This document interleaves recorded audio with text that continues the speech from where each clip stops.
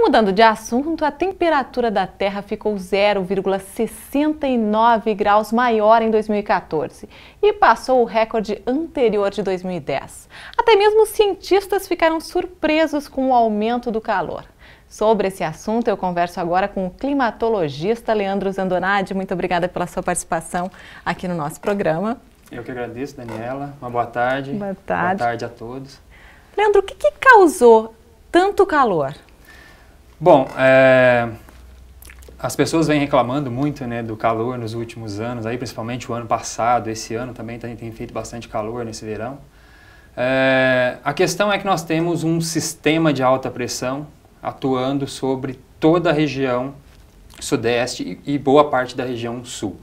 Ou pelo menos tínhamos esse sistema de alta pressão atuando até ontem. Tá? Esse sistema de alta pressão, ele é comum, ele existe em sua normalidade sobre o Oceano Atlântico. Só que o centro de origem desse sistema de alta pressão, ele ocorre mais próximo da costa africana. Porém, ele migra muitas vezes e chega mais próximo aí do Brasil.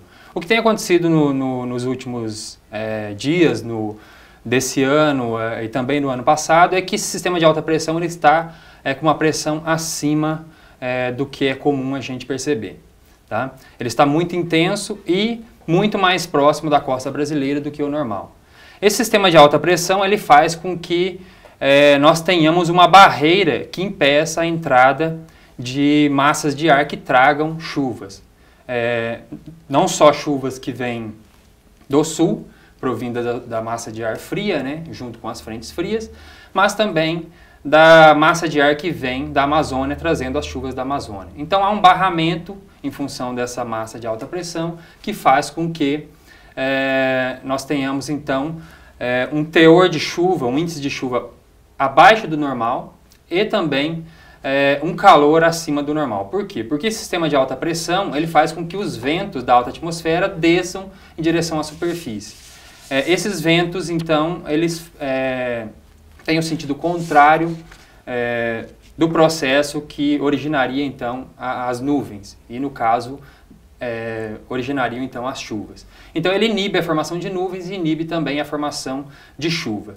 Além disso, inibindo a formação de nuvens, a gente tem mais radiação solar entrando, porque as nuvens elas servem como uma capa também protetora desses raios solares. Se nós não temos as nuvens, nós temos mais radiação chegando à superfície e, por sua vez, mais calor. Quanto mais esse sistema atua, então, mais quente vai ficando e mais seco também.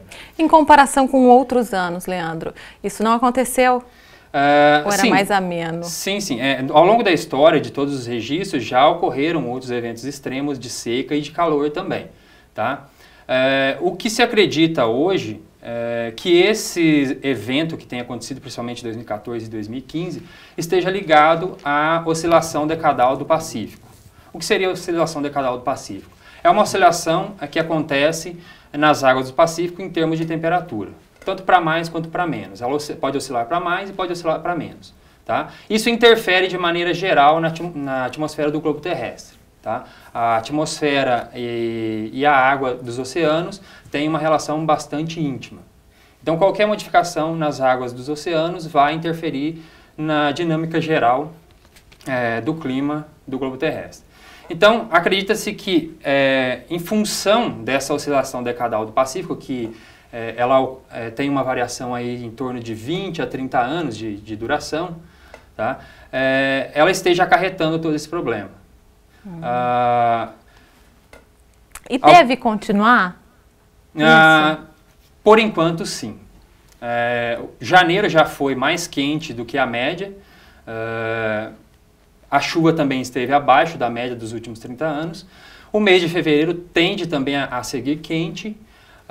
E as chuvas abaixo ainda do normal. Depois a coisa tende a voltar a se normalizar de maneira ainda devagar, né?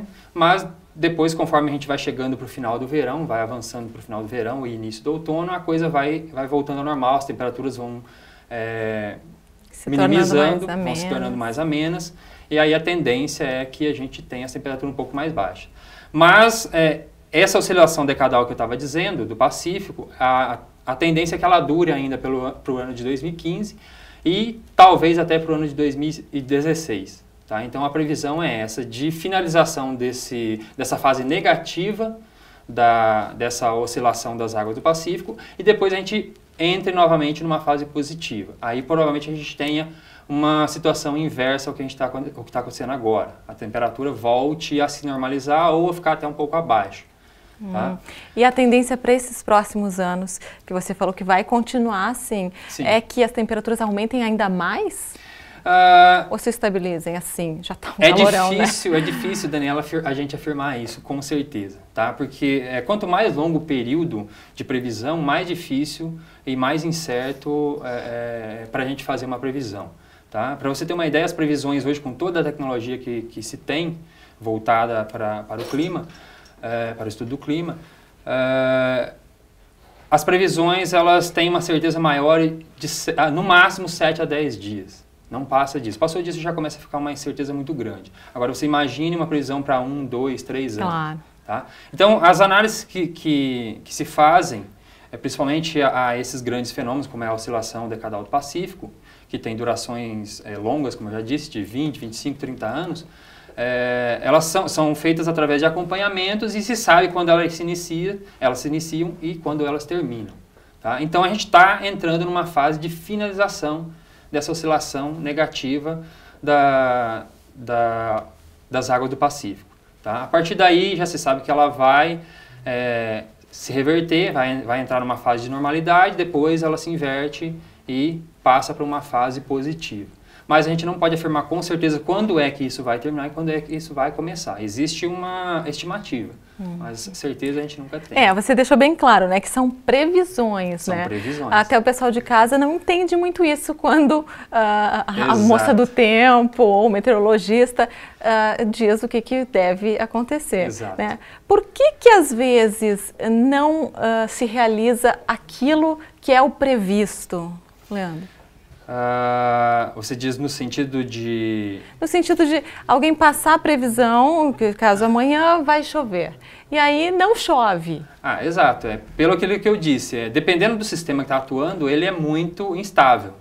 Então não dá para você afirmar com certeza que aquele sistema vai provocar chuva num setor da cidade, ou no outro setor da cidade, ou numa cidade ou na outra. Principalmente agora na época do verão, onde a gente tem uma instabilidade muito grande, causada principalmente pelo aumento da temperatura.